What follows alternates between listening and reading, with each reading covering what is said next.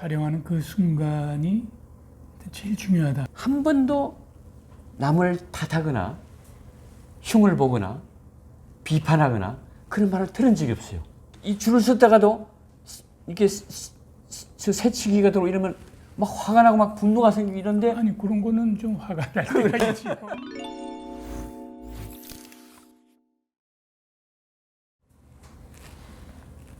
네, 안녕하십니까. 인터뷰 365 매체의 발행인 겸 인터뷰어 김두호입니다. 인터뷰 365가 그 캠페인으로 시작한 365 생명사랑운동의 사업의 일환인 살자TV의 오늘은 그 안성기 신영균 예술문화재단 이사장님을 모셨습니다. 그 우리 안성기 이사장님은 인터뷰 365의 명예 발행인이기도 합니다. 그리고 저와는 41년의 인연을 나누어 왔습니다. 1980년도 우리 안성기 이사장님이 다시 연기 활동을 재개할 무렵인, 그러니까 이장호 감독의 바람 불어 좋은 날, 그때부터 만나기 시작해서 지금까지, 그리고 2010년 신영균 예술문화재단이 설립되면서 10년 동안 그 이사장과 상임이사 사이로 그 많은 장학 지원 사업 같은 걸 같이 해왔습니다. 지금까지 그 우리 가까이서 본 우리 안성기 이사장님은 변함이 없습니다. 첫째, 매사에 진실하고 그리고 성실하시고 그리고 모든 매사에 남을 먼저 배려하는 그런 마음씨를 가진 분입니다. 그래서 오늘은 특별히 그 살자TV에 여러분들에게 그 서로 나눠드려야 할 그런 말씀이 참 많을 것 같습니다. 그러니까 지금 이 시대의 큰 그 사회적인 문제거리가 극단의 선택을 하는 사람, 그러니까 생명을 스스로 포기한 사람이 많아졌고요. 그리고 악플이나 가짜 뉴스에 시달리는 사람이 참 많이 있다. 그런 두 가지 문제점이 대두되고 있습니다. 그에 대해서 착하게만 살아온 우리 안성기 우리 이사장께서는 어떻게 생각을 하십니까? 남에 대해서 지나친 관심, 그러니까 관심을 넘어서 뭐 간섭에까지 가까운 그런 것 아닌가 싶고, 배려를 하는 어떤 그런 마음이 있어야 될 것 같아요. 상대방의 어떤 입장도 돼보고, 본인이 그걸 직접 당하면 얼마나 이게 힘든 일인가.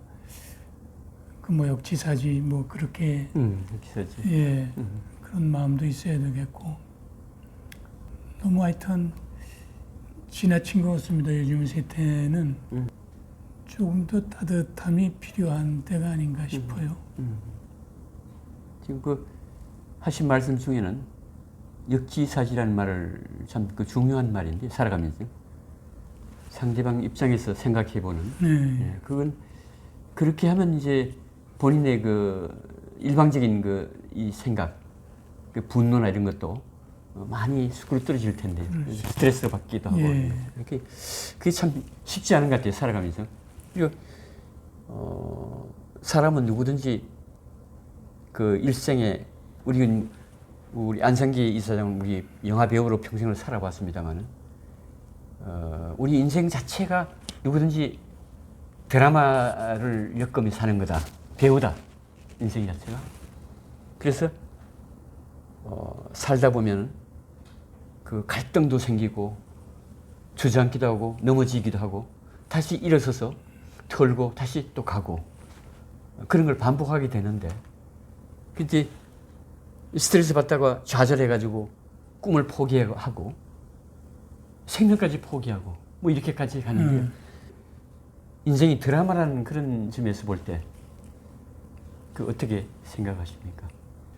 배우 생활을 밖에 쪽은 제가 별로 없는 것 같아요. 별도로 배우와 뭐 어렸을 때부터 저는 연결이 돼 있어가지고 배우를 시작할 때 그때가 좀 저로서는 드라마로서 상당히 좀 힘들었던. 아, 학교 졸업하고 군대 갔다 오시고 예, 예. 다시 이제 연기를 활동을 시작할 때가 할 때. 예, 그때 얘기를 좀 해주시죠. 예.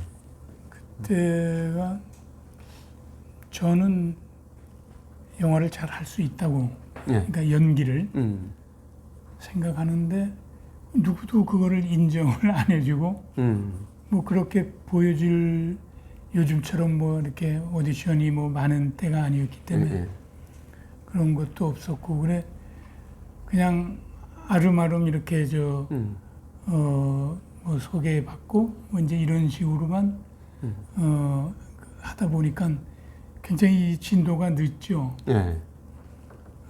그래 그 당시에가 상당히 아주 힘이 들었을 때이고 그게 이제 한번 잘 되니까 바람 불어 좋은 날이라는 그 영화를 이제 만나가지고 예.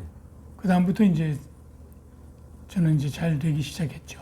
그 다음에는 뭐 임권택 감독님의 만다라라던가 또 배창호 감독과 뭐 꼬방동네 사람들 뭐 이렇게 고래사냥 쭉 하면서 저의 어떤 그런 시대를 이렇게 만들어갈 수가 있었죠. 예.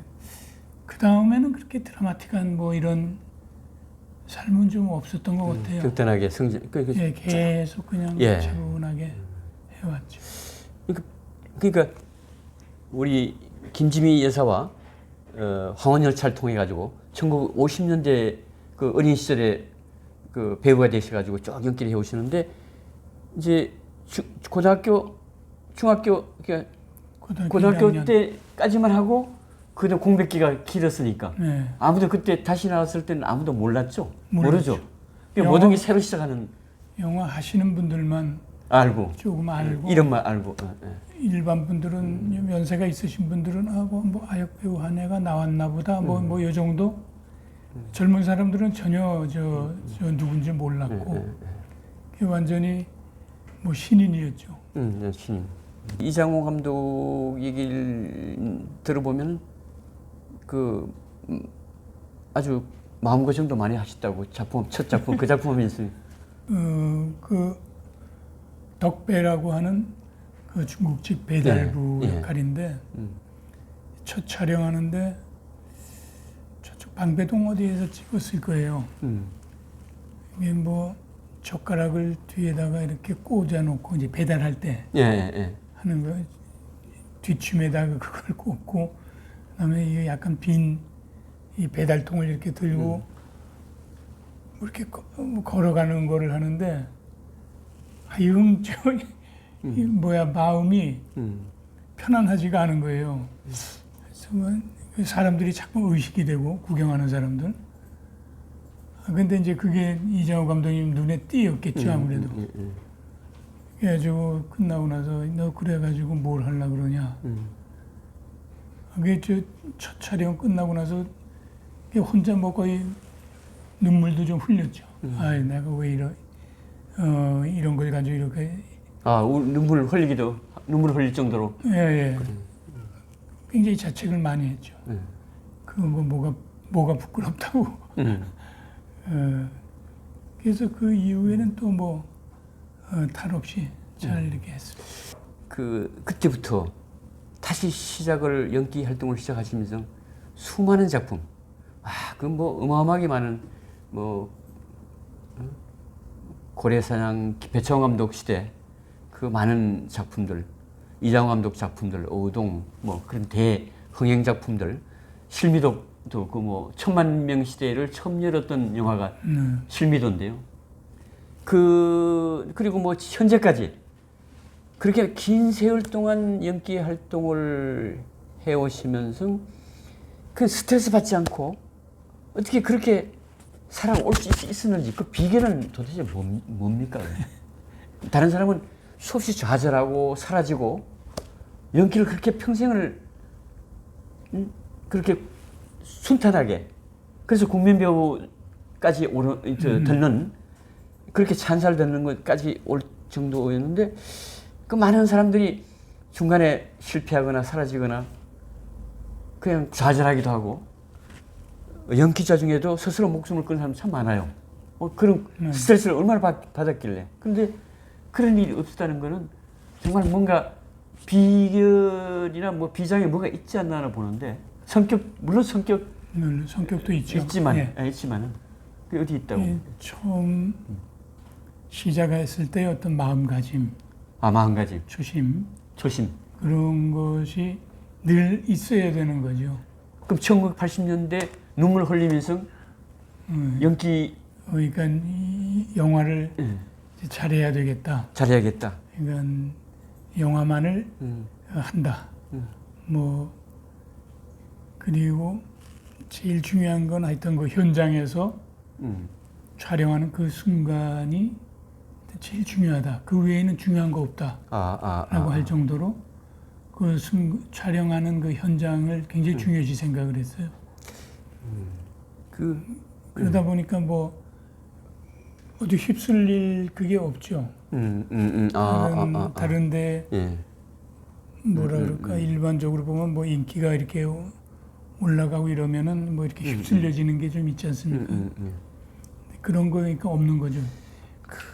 그러니까 일종의 철두철미한 자기 직업정신, 프로정신 그 속에서 그야말로 스트레스 받을 그것도 없이 이 흔들리지 않고 살아온 그런 거로 볼 수 있겠군요. 뭐 그러면 뭐 딴 잡념이 생길 그것도 없이 살아왔다고 볼 수 있군요. 예, 그렇습니다. 그럼 또 하나는 뭐냐면 제 연애 시절에 기사를 쓰게 됐거든요. 지금 그 부인이 되신 오서영 여자 조각가.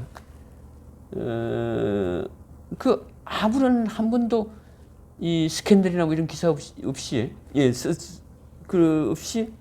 그렇게 평화롭게 살아올 수 있는 것도 쉽지가 않은데요.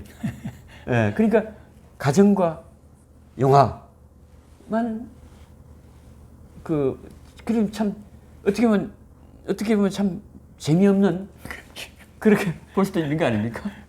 남이 보면은 정말 답답한 재미. 그런 그렇죠. 삶이라고 생각할지 모르겠는데 개인적으로는 안 그렇고 만족하시는 게 해피하게. 그 작품 속에서 수많은 인물들을 만나니까 그 어떤 다양한 삶을 이렇게 살아볼 수 있는 거고 뭐 집은 집대로 또 뭐 아이들도 있고 뭐 이렇게 아기자기한 또 그 맛이 있지 않습니까? 그러면 그래도 좀 깝깝하고 이렇게 어디론가 떠나고 싶을 때 그런 충동은 없습니까? 그럴 때 즐기고 하는 뭐 그런 건 없습니까? 그런 거는 없어요. 없고 그냥 많이 그냥 생각으로 이렇게 상상으로 삭히는 것 같아요. 그 스트레스 받는 거 아닙니까? 생각으로만 행동으로 풀지 못하고. 그런데 그렇지가 않던데요. 뭐 모든 일이 그럴 수 있다라는 어떤 기본적인 어떤 생각이 있어가지고 그래 뭐 그럴 수 있지 하고 뭐 이렇게 용서가 되기 시작을 하면은 남아 있는 게 없게 되죠. 한 번도 남을 탓하거나 흉을 보거나 비판하거나 그런 말을 들은 적이 없어요.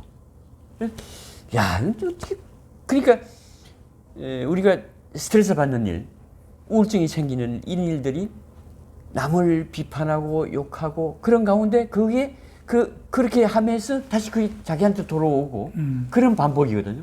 그래서 막 미워하게 하고 분노하고 가까이 있는 사람을 배려하고 미워하지 않고 다독여주고 이런 거라면 스트레스가 생길 일이 없는데 지금 정리해보니까 그 연결이 되네요. 우리 안승기 저자님 같은 경우는 왜 스트레스 안 받고 거의 살아왔다 하는 거가 이렇게 남을 미워하지 않으니까 스트레스 줄 일이 없으니까 나도 받지 않았다고 볼 수도 있겠네요. 예, 맞습니다. 그러니까 남을 미워하는 그런 감정이 잘 안 생겨요. 그건 어떻게 그렇죠? 지나다가 그냥 막 이 줄을 섰다가도 이렇게 새치기가 들어오고 이러면 막 화가 나고 막 분노가 생기고 이런데 아니 그런 거는 좀 화가 날 때가 있지요. 그런 거는 그런 거는 순간적인 거는 이제 가슴에 맺혀 있는 깊은 그런 건 그런 없다는 거는 왜 거죠. 없는 거죠. 그 보통 사람의 그건 가지고 있군요, 그러니까. 그러냐. 하나고 한 번도 누구 욕하는 것도 못 들어보고 저하고 그 많은 사업을 해오면서 그리고 막 그 어떤 데 하루 종일 사업을 같이 하고 이러면서도 한 번도 화를 내는 표정을 본 적이 없어요. 뭐 어떨 때는 막 답답하게 안 풀릴 때 있었는데 한 번도 표정이 못 봤거든. 그래서 도인도 아니고 그래 근데 그걸 참는 그 인내하는 가운데 오는 스트레스는 없습니까? 참아야 되는 그런 거. 그런 건 별로 못 느꼈어요. 예. 그럼 행복한 행운을 많이 가지고 그 촬영장에도 밤새고 이런 고통스러운 시간이 많잖아요. 막 제작 파트에서 막 소리 지르고 감독이 또 마음에 안 드는 그 연출 그 지시할 때도 있을 거고 그런 때 스트레스 받거나 그런 것도 전부 좋게 받아들이는 편이에요. 감독이 왜 그럴까 뭐 이제 이런 식으로 생각을 해보면은 다 또 이렇게 화해되고 용서되는 부분들이 있거든요. 살아온 그 모습 자체가 모두 기감이 될 것 같아요.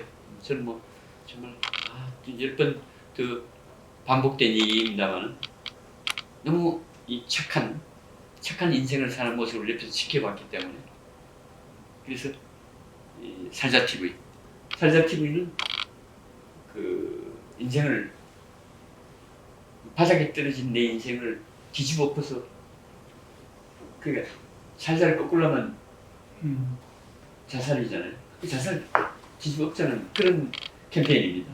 그 캠페인인데 우리 안성기 이사장님처럼 살면 그걸 극복할 수 있을 것 같아요.